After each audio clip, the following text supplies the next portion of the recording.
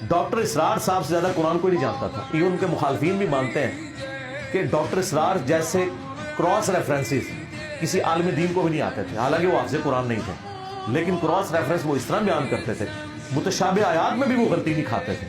20 سال تک وہ بیان القرآن ریکارڈ کرواتے رہے. اس کے بعد فائنل انہوں نے 98 کے اندر وہ بیان القرآن فائنل ریکارڈ کرایا جو ویڈیو میں. تو جی ڈاکٹر اسرار کو جتنا قرآن آتا تھا نا, تمہارے مرے بزرگوں میں, زندہ بزرگوں میں کسی کو قرآن اتنا نہیں آتا, کیونکہ تم لوگ قرآن پڑھ پڑھ کے اپنے بابے ثابت کرتے رہو. ڈاکٹر اسرار لوگوں کو تو ہی سکھاتا رہا. آپ خود کیوں نہیں پڑھتے دین کو؟